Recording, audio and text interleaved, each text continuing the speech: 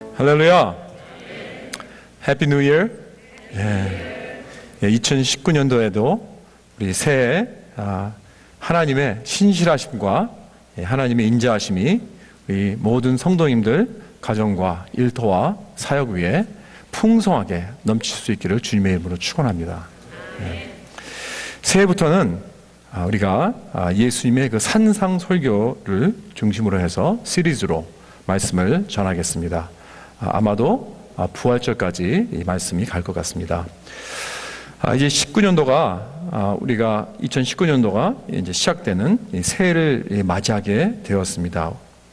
우리는 새해를 맞이할 때마다 우리가 한 발자국 더 주님 앞으로 가까이 나가게 되었구나. 우리가 원튼 원하지 않든 우리는 한 발자국 더 가까이 나아갔습니다.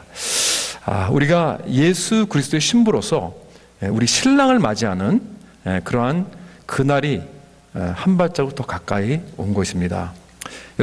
여러분은 신랑을 맞이할 준비가 되었습니까? 지금 준비를 하고 계십니까? 우리가 어떻게 하면 우리의 신랑 되신 예수 그리스도를 맞이하는 준비를 할 수 있을까요? 그것은 우리가 천국인으로 살아가는 것입니다. 그래서 산상설교는 이 하나님의 나라의 사람들에 관한 말씀입니다. 천국인의 말씀입니다. 하나님 나라, 즉 예수 그리스도의 왕국의 백성들은 어떤 모습으로 이 세상에 살아가야 하는가를 말해주고 있습니다. 그래서 이 말씀의 첫 부분이 팔복, 우리가 잘 아는 그 팔복의 말씀. 이 말씀은 정말 우리 천국인으로서 이 땅에 어떻게 살아가야 하는가, 어떤 모습으로 살아가야 하는가를 보여주고 있습니다. 우리가 팔복의 말씀을 잘 알지만요, 아주 아름다운 시적인 그런 표현들이 많이 나와 있습니다.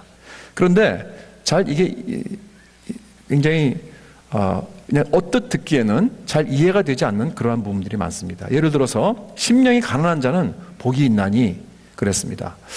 이 심령이 가난한 자는 복이 있나, 이게 무슨 뜻인가 좀 이해하기가 어렵습니다. 또한 또 애통하는 자는 복이 있나니 그랬습니다. 애통하는 자는 복이 있나니 그들이 위로를 받을 것이요. 그러니까 아름다운 시 같지만 어떻게 들으면 모순된 그런 말입니다.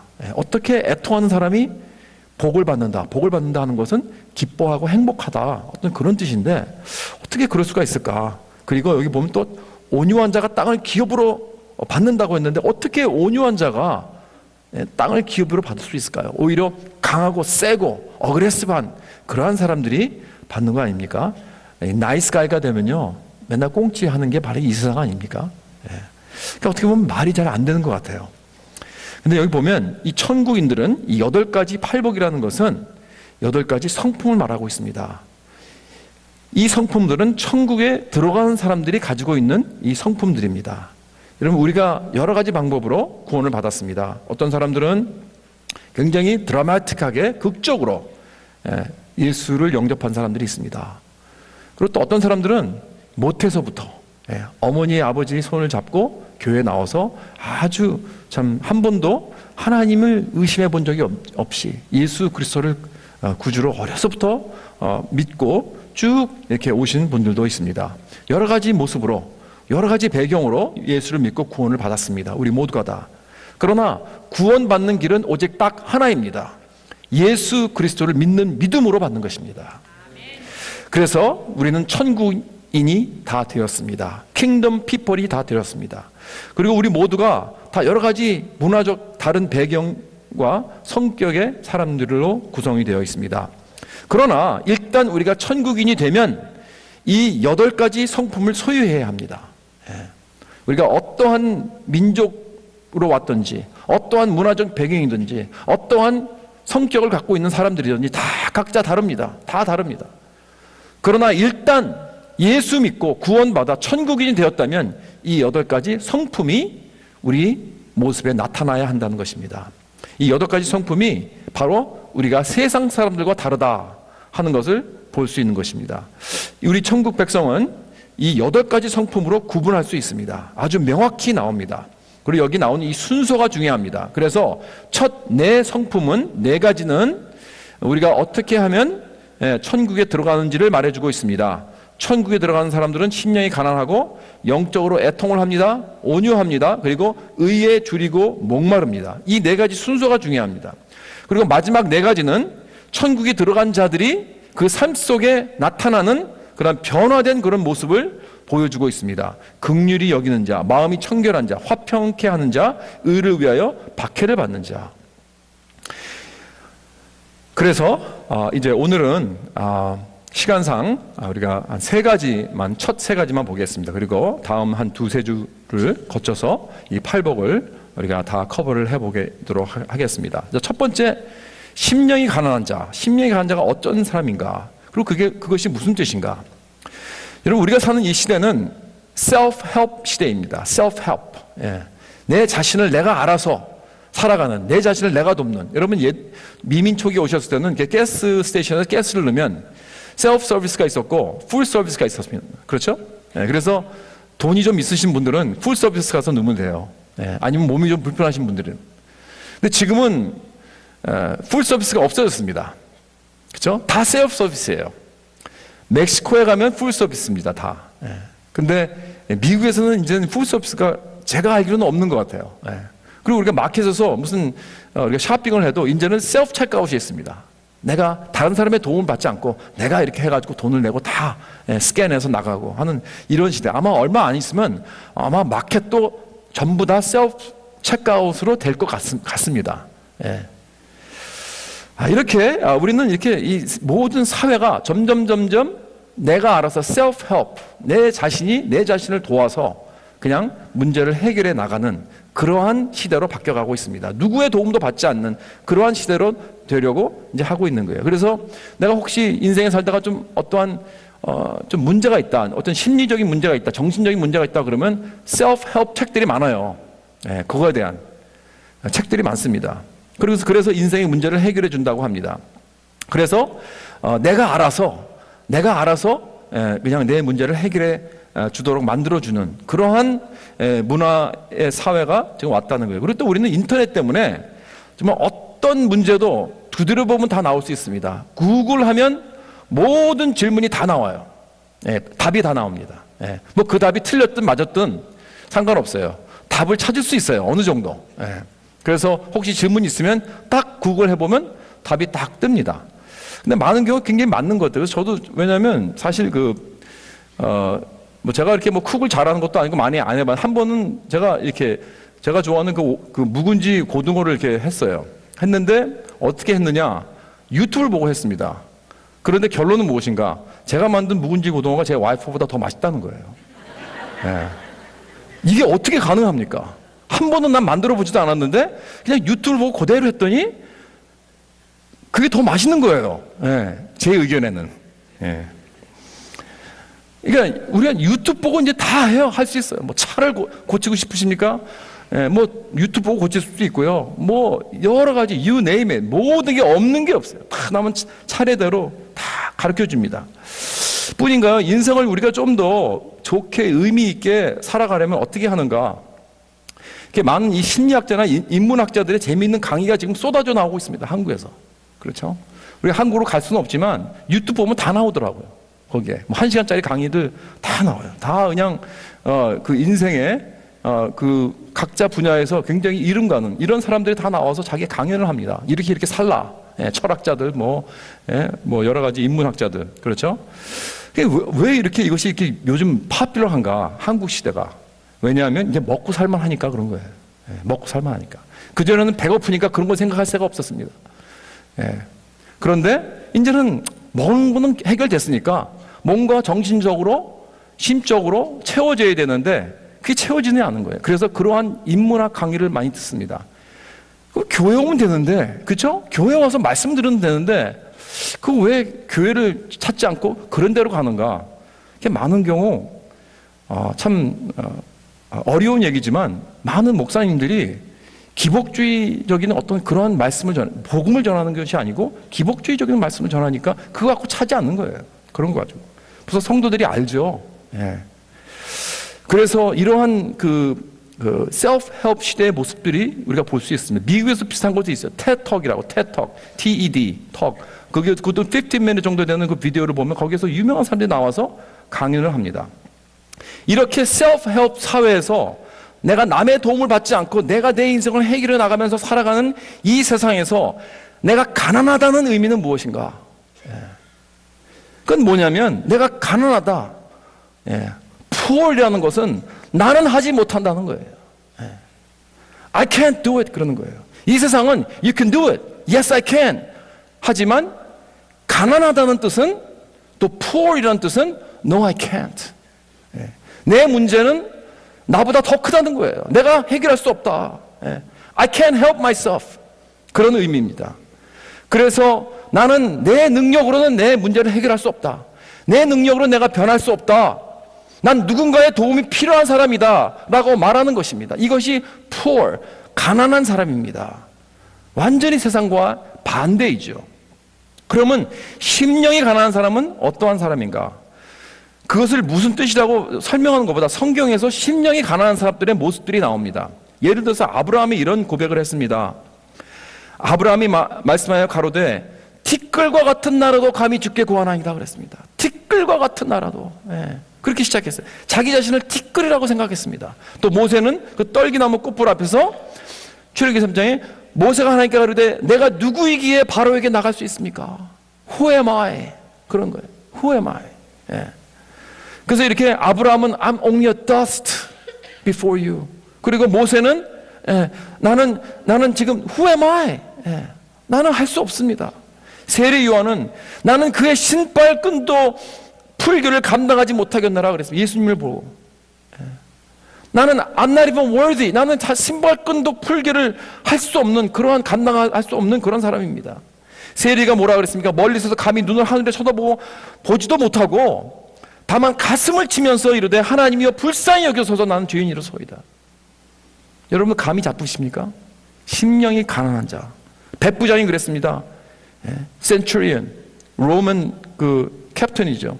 예수께서 함께 가실 때 그의 집에 멀지 아니하여 백부장들이 벗들을 보내어 이르되 주여 수고하지 마옵소서 내 집에 들어오심을 나는 감당하지 못하게 했나이다 그랬습니다.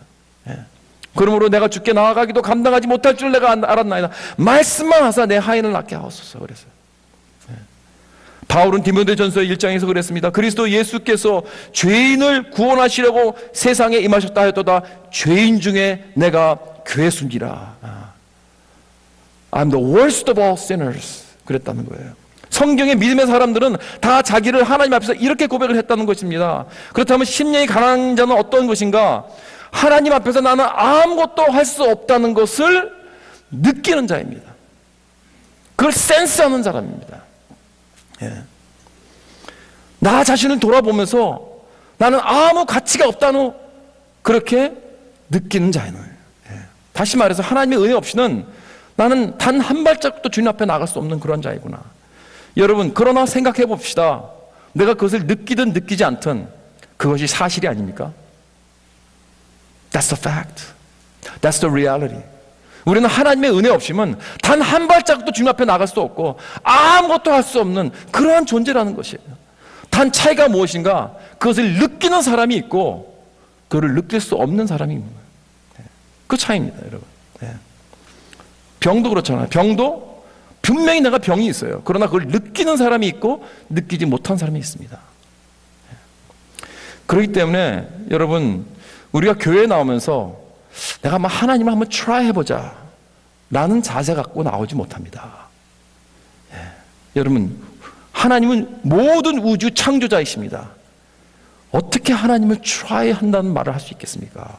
여러분 마치 무슨 옷을 try 해보는 이것저것 시도해보고 나의 문제를 그저 한번 이렇게 한번 고쳐보고 저런 고쳐보고 하는 그러한 마음으로 교회에 나올 수가 없습니다. 내 전지전능하신 하나님 앞에 나아가면서 인생의 모든 내가 힘을 얻고 용기를 얻기 위해서 나아가느냐? 그럴 수 없습니다, 여러분. 마치 인문학 강의를 듣듯이 말이에요. 오직 우리가 주님 앞에 나아갈 때 주여 나는 아무것도 할 수 없는 존재입니다. 나는 주님 앞에 아무런 가치도 없는 그런 자입니다. 주님 나를 불쌍히 여겨 주시옵소서 하는 그러한 간절한 마음으로 철저하게 불쌍한 마음으로 정말 영적 거지 밖에 나는 될 수 없습니다. 그러한 마음으로 간절히 붙잡고 주님 앞에 나아가는 그러한 심령이 바로 심령이 가난한 자입니다. 영적 뱅크럽시가 됐다는 거예요. 나는 아무것도 없는. 예수님께서 그러셨잖아요. 요한복음 15장에 나는 포도나무여 너희는 가지라. 나를 떠나서 너희가 아무것도 할 수 없느니라. 가지가 뭡니까? 가지가 포도나무에 붙어있지 않으면 아무것도 할 수 없습니다. 떨어지면 그거는 뭐예요? It's a matter of time. 그거는 얼마 안 있어서 그냥 바짝 말라가지고 아무런 쓸데없이 그냥 불에 던져진 수밖에 없는 것입니다. 그것이 바로 우리의 존재라는 것입니다. Apart from me, you can do nothing. 이것을 느끼는 것이 첫 번째 스텝입니다. 영적 가난함, spiritual poverty. 두 번째로 애통하는 자, 애통하는 자. 이 두 번째는 지금 문제의 원인을 짚고 있어요. 첫 번째는 문제가 있다는 걸 느끼게 하는 거예요. 그러니까 심령이 가난한 것은 증상을 느끼는 것입니다. 심뜸입니다. 예를 들어서 내가 자꾸 체중이 빠지고 피곤하고 또 몸이 자꾸 아프고 그러면 뭐예요? 이건 증세죠. 증상이죠. 심뜸이죠. 그럼 우리는 빨리 병원에 가봐야 돼요. 의사를 찾아봐야 됩니다. 그렇죠? 근데 여러분, 증세가 있으면 문제가 뭔지 알아야 하는 것입니다. 예를 들면 저는 그 운전하다가 길을 잃어버리는 것을 잘 느끼지 못해요. 잃어버렸는데 전 느끼질 못해요, 그거를. 우리 와이프는 그걸 느껴요. 그래서 와이프가 You're lost. 그래서 나는 No, I'm not. 그 고집을 부려요, 제가. 그래서 끝까지 찾아보겠다고 뺑뺑뺑뺑 돕니다. 인정을 안 하는 거예요. 내가 잃어버렸다는 것을 인정하기 싫은 거예요. 그래서 내 능력으로, 내 힘으로 도움을 받지 않고 찾아보려고 안간힘을 씁니다. 그럼 우리 와이프는 막 빨리 좀 스탑해서 사람들이 물어보라고. 저는 근데 그게 죽기보다 싫더라고요. 차라리 뺑뺑 돈다 하지라도. 인정하고 싶지 않은 거예요. 내가 문제가 있다 하는 것을 알려면 내가 도움을 구해야 됩니다. 여러분, 문제가 뭡니까? 우리의 모든 문제가 뭡니까? 결국은 죄입니다. 죄. 그렇죠? 내가 이 죄를 인정하지 않으면 우리는 그냥 뺑뺑뺑뺑 돌 수밖에 없어요. 첫 번째, 천국의 성품이 심령이 가난한 자는 지금 나에게 문제가 있다는 것을 느끼게 해줍니다. 그리고 그 문제는 지금 내가 해결할 수 없다. This is beyond me. 그런 거예요. 이겁니다. 그래서 그 문제가 뭔지 알아야 됩니다. 아무리 증세를 알아도 그 문제를 모르면, 그 문제의 원인을 모르면 우리는 소용이 없죠. 그 원인이 바로 죄라는 것입니다. 인간의 모든 문제의 원인은 다름 아닌 죄라는 것입니다. 죄란 무엇인가? 죄란 다름이 아니에요. 내가 원하는 것을 내가 하는 거예요. 내 마음대로 사는 것입니다. 이사야 53장 6절에 이렇게 말씀했습니다. 우리는 다 양 같아서 그릇 행하여 각지 제 길로 갔거늘 여호와께서는 우리 모두의 죄악을 그에게 담당시키도다 그랬습니다. 각기 제 갈 길로 가는 게 그게 죄라는 거예요. So doing whatever you want to do. 그런 거예요. Who cares what God says? 하나님이 무슨 말씀하시지 상관없다. 내 마음대로 지멋대로 살아가는 거예요. 그래서 아이들에게 너 여기까지만 놀고 저 길가에 나가지 마라. 그러면 아이가 그 말을 듣고 길가에 나가서 놀기 원해요. 그래서 놀게 되면 어떻게 되죠? 위험합니다. 잘못하면 치여 죽습니다. 그러나 아이가 나가서 노는 거는 그거는요 심뜸입니다. 그거는 증세예요. 그 마음속에 그 원인이 뭐죠? 엄마 말 듣기 싫다는 거예요. 내 마음대로 나가서 놀고 살겠다는 거예요. 그게 바로 죄라는 것입니다. 여러분. 그래서 여러분 살인도 나쁜 거죠. 거짓말도 나쁜 것이고 남을 속이는 것도 나쁜 것이고 도적질도 나쁜 것이고 그러나 이것들은 다 뭐예요? 심뜸입니다. 증세입니다. 그 속에는 원인이 있어요. 그 원인은 무엇인가? 자기 마음대로 자기 인생을 살아가겠다는 것입니다. 이것이 바로 죄의 근본입니다. 이것을 깨달아야 우리는 애통할 수 있어요. 심령이 가난한 자는 내 문제를 내가 해결할 수 없다는 것을 인정하는 것입니다. 그리고 그 죄로 인하여 우리는 애통하는 거예요. 왜냐하면 나의 문제가 그것이 바로 나의 죄라구나. 죄로구나. 이걸 회개하는 거예요. 그래서 죄를 회개하는 것. 우리 주위에서 일어나는 건 다 증세예요. 관계에서 문제가 많은 사람들을 보면요. 대부분 거의 90%는 자기의 죄 때문에 이런 것입니다. 어떤 사람들은 그래요. 다 저 사람이 나를 못 살게 군다. 저 사람이 나를 미워한다. 그래서 모든 프로블럼을 다른 사람으로 생각합니다. 모든 관계 속에 문제 있는 사람은요, 뭐 한두 명이 문제 있을 수 있지만, 만약에 내가 만난 사람마다 문제가 있다. 그러면 여러분, chances are 누가 문제 있는 사람입니까? 내가 문제 있죠. 그렇죠? 그거 한번 생각을 해봐야 돼요, 우리가. 다른 사람들은 다 보고 있어요. Something's wrong with me. 내가 뭐 잘못된 걸 보고 있는데 자기는 자기가라고 생각 안 해요. 다 다른 사람이 나를 지금 공격하고 다른 사람이 나를 핍박하고 있다고 생각을 하는 거예요. 이걸 인정 안 하는 거예요. 그러니까 제가 볼 때 나의 죄를 회개만 하더라도 우리는 90% 우리의 모든 관계가 해결될 수 있을 것입니다. 그거는 우리의 가족에도 마찬가지고, 우리의 부부간의 사이도 마찬가지고, 우리 자녀들과의 사이도 마찬가지고, 우리 형제들과의 사이도 마찬가지고요. 네.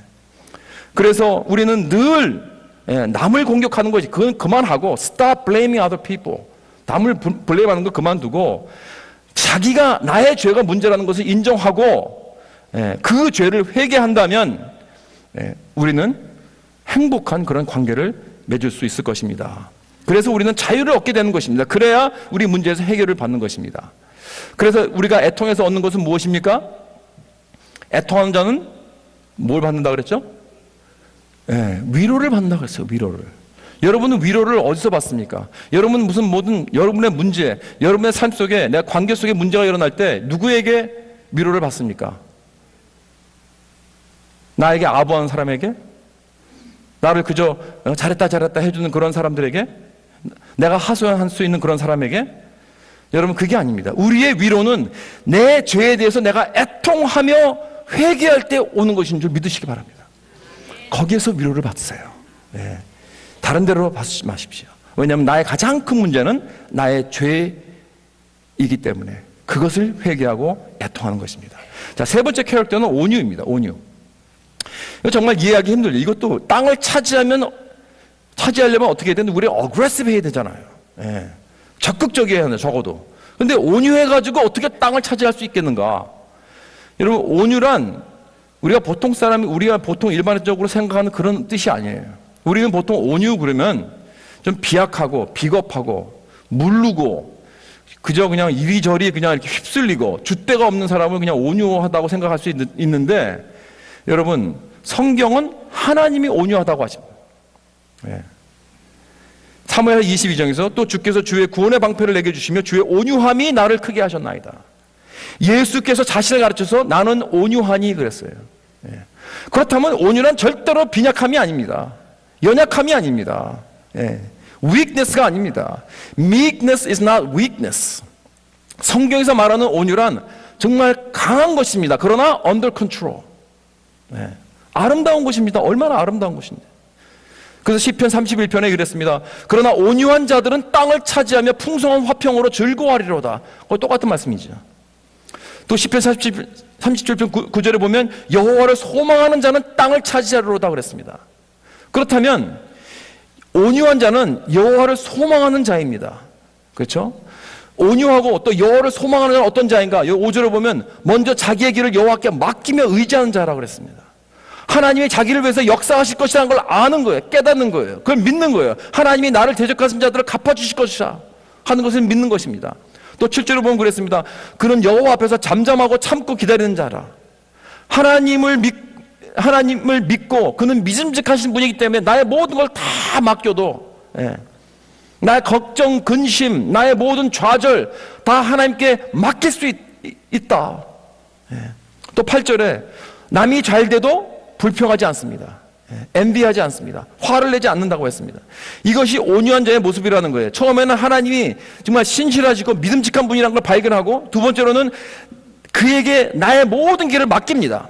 그리고 세 번째는 잠잠히 참으며 하나님이 내 삶 속에서 역사하심을 기다리는 것입니다. 그리고 불평하지 않습니다. 여러분, 이러한 사람은요 게으르지 않아요. 나태한 자가 아닙니다.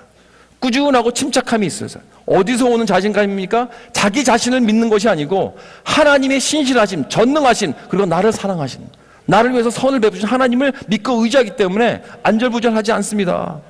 그렇기 때문에 온유한 사람은요 아랫사람들을 무례하게 대하지 않습니다. 그 사람들을 악용하지 않습니다. 존경합니다. 어떠한 사람도 존경하고 공평하게 대합니다. 온유한 사람은 나에게 해를 끼친 사람을 공격하거나 보복하지 않습니다. 그가 어려움을 당하면 쌤통이다, 잘됐다 그러지 않고요, 오히려 가서 그를 도와줍니다. 위로해줍니다. 먹여줍니다. 그런 관대함이 있어요. 온유한 사람은 나의 의견이 받아지지 않고 사람들이 날 받아주지 않아도 화를 내지 않습니다. 그러니까 내 마음대로 되지 않는 것을 퍼스널하게 여기지 않아요. 온유한 사람은 남이 나를 비판하게 되면, 그리고 또 나를 가르쳐 주거나 나를 고쳐줄 때 그걸 받아들입니다. 겸손하게 받아들여요. 이것을 뭐라 그러냐면 teachable 그러네요. teachable. 저는 성경을 이렇게 성경 공부를 가르치고 그러면서 사람들을 대할 때, 아, 이 사람은 teachable한 사람이다, 아니다 한 걸 알 수 있어요. 예. 그럼 teachable 하는 거 얼마나 중요한지 모르겠어요. 그런 어린이 같은 그런 지식의 순결함이 있어요. 아, 내가 잘못했구나. 그럼 나는 고쳐야지 하는 그러한 마음. 배워야지. 아무리 저 사람이 나보다 못하다 할지라도, 나보다 모른다 할지라도, 내가 저라면 배울 수 있어. 이러한 마음 자세. 이게 바로 온유한 사람입니다. 이렇게 성경적으로 사람이 온유하면 정말 이 땅에서 땅을 차지할 수 있을까요? 어쩌면 이 땅에서는 그게 이렇게 쉽지 않을 것입니다. 예, 이 땅에서는. 그러나 우리의 궁극적 목적은 땅을 차지하는 것이 아니라 우리는 복입니다. 복을 받는다 그랬어요. 이러한 땅을 소유하는 것이 아니에요. 예수님은 땅을 차지할 때 행복이 올 것이라고 약속하지 않았습니다. 온유해야 행복이 오는 것입니다. 그러나 또한 우리 크리스찬들은 이미 땅을 차지했습니다. 할렐루야. 어떤 땅입니까? 영원한 땅입니다. 천국 땅입니다. 저 천국을 우린 이미 소유했습니다. 그렇기 때문에 우리는 계속해서 참고 기다리고 불평하지 말고 하나님만 의지하며 격려하며 서로 북돋아 줄 수 있다는 거예요. 초대교회 고린도 교회가 있었는데요. 그 교회는 굉장히 능률한 사람들이 많이 있었어요. 잘 나가는 사람들이 많이 있었어요. 그래서 우리가 말하는 지금 온유한 성품이라고는 볼 수가 없는 그러한 교회였습니다. 자기들의 그 배운 지식, 능력, 이러한 것 때문에 교만하고 이 자만이 가득한 그러한 교회였습니다. 그래서 사도 바울이 그들에게 이렇게 썼어요. 그런즉 누구든지 사람을 자랑하지 말라. 만물이 다 너희 것이라. 바울이나 아볼로나 게바나 세계나 생명이나 사망이나 지금 것이나 장래 것이나 다 너의 것이요. 너희는 그리스도의 것이요. 그리스도는 하나님의 것이니라. 그랬습니다. 지금 여기서 바울의 논리가 이런 거예요. 더 이상 사람을 자랑하지 말라. 더 이상 너희들 자랑하지 말라. 이 세상에 있는 모든 것 아무것도 자랑하지 말라. 왜? 다 모든 것이 너희 것이기 때문에. 그러니까 하나님이 그러는 거예요. Everything is yours. 그랬어요. 이 세상에 보이는 것 만물이 다 너희 것이다. 모든 세계와 생명과 사망과 지금 있는 것이나 미래에 있는 것 다 너희 것이다. 그런데 내가 지금 남보다 더 하나 거졌다고 뭐가 이렇게 자랑할 게 있느냐. 네. 여러분, 우리는 이 놀라운 축복의 기업을 받은 사람들입니다. 내가 가진 거 하나도 자랑할 게 없어요. 또 남보다 조금 없다고 부끄러워할 거 없습니다. 실망할 거 없습니다. 나는 이제 모든 것을 물려받은 하나님의 자녀가 되었습니다. 그렇다면 우린 좀 침착하고 잠잠하고 기다리고 느긋한 마음을 가질 수 있다는 거예요. 여러분, 이것이 바로 온유의 성격입니다. 그건 사랑의 힘입니다. 사랑의 힘으로 우리 자신을 컨트롤하는 거예요. 여러분, 가장 위대한 온유의 모습은 예수 그리스도의 삶입니다. 십자가에서 죽으실 때 그는 정말 단 한마디만 명령하면 수천의 천사가 내려와서 그 모든 원수들을 완전히 멸절하실 수도 있었습니다. 그러나 그의 능력과 힘을 그의 사랑으로 풀백하시고 컨트롤하셨어요. 이것이 바로 행복의 비밀이라는 것입니다. 사랑하는 성도 여러분, 땅을 기업으로 받은 자로서 영적으로 가난하고 나의 죄에 대해서 애통하고, 그러나 모든 걸 가진 자로서 관대하고 젠틀하고 능력 있는 그러한 온유한 자로서 새해를 맞이하는 저와 여러분 될 수 있기를 주님의 이름으로 축원합니다.